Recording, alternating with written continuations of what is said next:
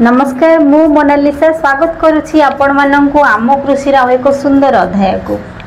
साधारणतः आपण माने जेतेबेले धान चाष करिथांती विभिन्न प्रकार सार प्रयोग करिथांती।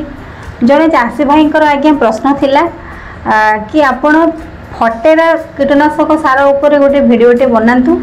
फटेरा आम धान चाष रे केउ समय रे प्रयोग करिबा, फटेरा प्रयोग कले हमर कोन लाभ होइथाय धान चाष रे। आज ही वीडियो रे आमे आलोचना करिबा फटेरा को आमे धानर केउ समय रे प्रयोग करिबा, फटेरा प्रयोग द्वारा हमर कोन लाभ होइथाय आज ता ऊपर आलोचना करिबा। जदि आपण माने आम कृषि यूट्यूब चैनल रे नुआ दयाकरी आम कृषि यूट्यूब चैनल को सब्सक्राइब करिवे, वीडियोटी को अधारु स्किप न करी शेष पर्यंत निश्चय देखिए कहीं ना एटा आपणकर प्रश्न। एफएमसी फटेरा साधारणतः चाषी भाई माने धान और आखु फसल रे बहुल मात्रा रे व्यवहार करिथांती। एही फटेरार आम भारत रे बहुल मात्रा रे व्यवहार देखी किछि कुप्रकृतिर व्यवसायी आगे अछंती जो माने चाषी मानन को नकली फटेरा बिकिबा पई पछौ नांती, किंतु आपन को ध्यान रखिबा पई पड़िबो। आपन जेतेबेले मार्केट रो फटेरा किणुछंती फटेरा पॉकेट ऊपर गोटे क्यूआर कोड थिबो, आपन गूगल लेंस रे से क्यूआर कोड स्कैन करिवे एवं स्कैन रे जदि एफएमसी रे लोगो आसीबो ताहेले आपन जानि परिबे सही फटेराटी आगे असली। तेबे जाई आपन सही फटेराटी किनि परिबे एवं आपन आपन को चाष जमी रे सही फटेरा को प्रयोग करि परिबे।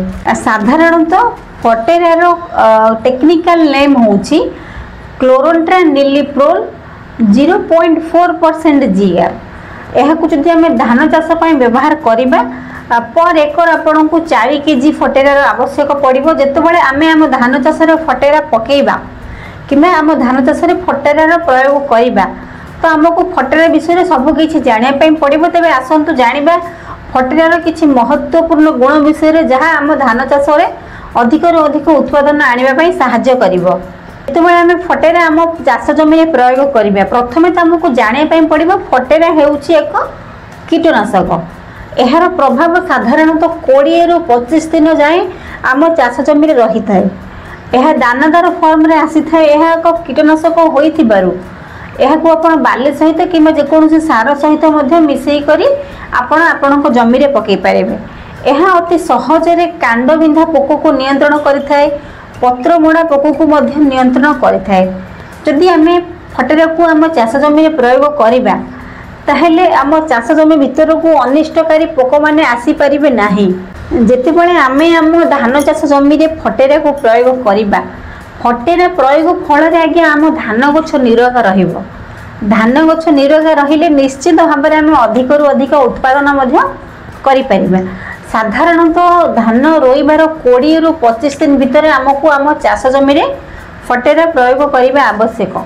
जदि कोनोसी कारणवशत आमे फटेरा को प्रयोग करि पारि नाही ताहेले धानर 60 दिन अवस्था मध्य धान रोइबार 60 दिन परे मध्य आमे फटेरा प्रयोग करि परिबा। एहा द्वारा मध्य धान गछ निरोग रहिबा सहित कांडबिंधा पोक पत्र मोड़ा पोक को नियंत्रण रखि थाए फटेरा, जहा द्वारा आमे धान गछ रे अधिक रु अधिक उत्पादन करि परिबा। आशा करूची फटेरा ऊपर ही छोटिया वीडियोटी आपन को भल लागिथिबो। एही क्वेश्चन करिथिले आगे हमर अक्षय महापात्र सर। आशा करूची सर आपण क्वेश्चन करिथिले धानर 20 रु 25 दिन भितर आमे केउ प्रकार कीटनाशक प्रयोग करिबा। आशा करूची आपण को एही वीडियोटी भल लागिथिबो। जदि आपण माने आम कृषि यूट्यूब चैनल रे नुआ किंबा आम कृषि रो एही वीडियोटी आपण मानक पाखरे प्रथम थर पहुंची दया करी आम कृषि यूट्यूब चैनल को सब्सक्राइब करिवे। रहिली नमस्कार मो मोनालिसा। देखा हबो आपण मानक सहित आउ एक सुंदर वीडियो रे केवल आम कृषि यूट्यूब चैनल रे।